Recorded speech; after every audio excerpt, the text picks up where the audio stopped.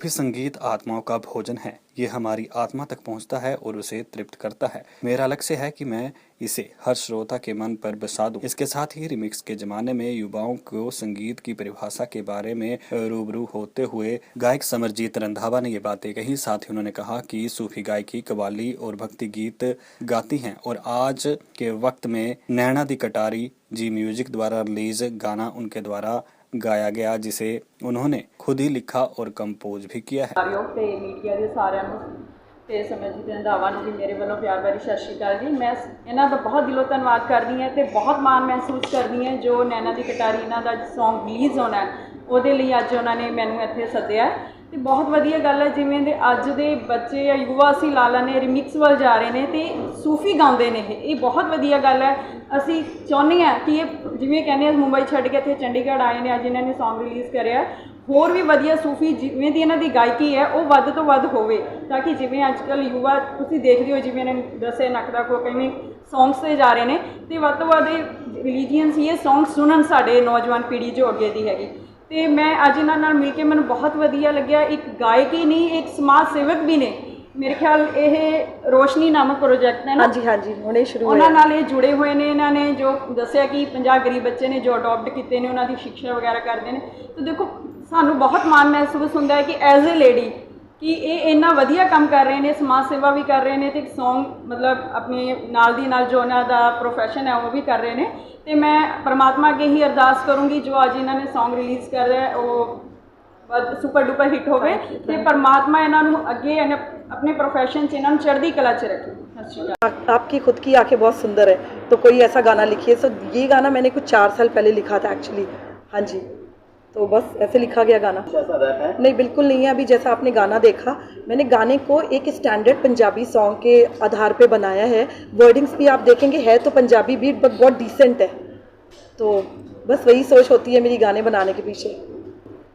कुछ 4.5 मिनट का गाना सर। इस गाने का शूट हमने यहीं पे चंडीगढ़ जीरकपुर में किया था, मोहाली में किया था, पिक्सल सिटी में किया हुआ है। हाँ जी, जैसे आपने बताया पहले आप सूफी गाते थे। मैं अभी भी सूफी गाती हूँ। तो ये परिवर्तन सर जैसे मैंने आपको बोला, I am a trend classical singer, तो मैं बहुत और भी तरीके के गाने गाती हूँ और लिखती हूँ। इनफैक्ट मैंने रैप भी लिखा हुआ है जो एक मूवी में भी आप सुनने को आपको मिलेगा। तो आइडिया यही था, जैसे अच्छे म्यूज़िक डायरेक्टर्स हैं उन्होंने मुझे बोला यू आर वेरी वर्सेटाइल, तो आपको कुछ सूफ़ी से हटके भी करना चाहिए। सूफ़ी तो आपका फोटे है ही, सूफ़ी में तो आपका कोई हाथ नहीं पकड़ सकता। वो कॉम्पोजिशंस हो हमारे संतों फ़कीरों की या फिर उनकी उनको एक उसमें बांधना हो डोर में, यू नो, गाना हो, प्रेजेंट करना हो।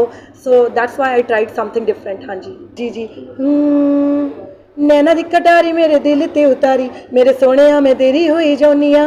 नैना दी कटारी मेरे दिल ते उतारी, मेरे सोने मैं तेरी हुई जौनिया। तेन लुक छुप तक अख तेरे उत्ते रखा, हुण तेरी ओर खिंची चली आउनिया। सोचा बनू तेरी हीर तेनू रांझा बनाऊं, सोचा बनू तेरी हीर तेनू रांझा बनाऊं, कर लई कुड़माई मैं ता दिल दी।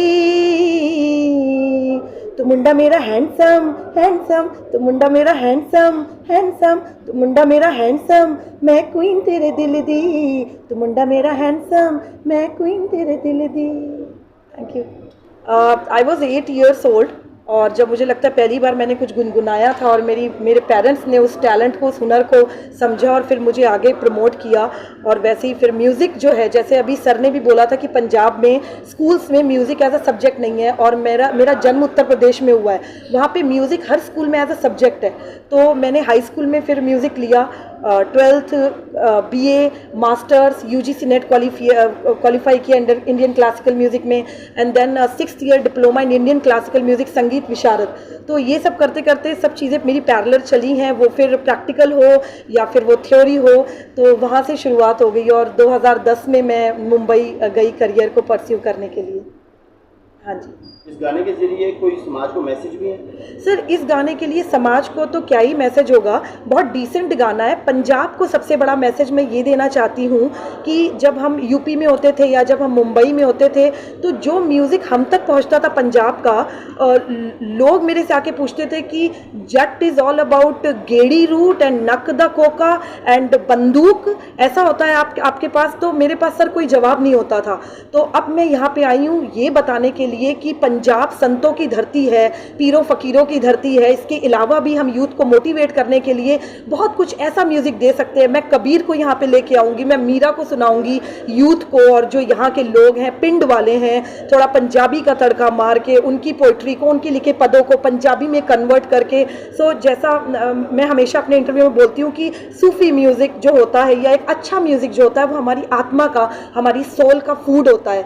तो हम अपनी सोल को, अपनी आत्मा को फीड नहीं करवाते हैं अच्छा सुन के, और हम दुनिया के सारे काम कर रहे हैं। तो जैसा हम सुनेंगे वैसा हम बनते जाएंगे, वैसा हम रिएक्ट करेंगे समाज में।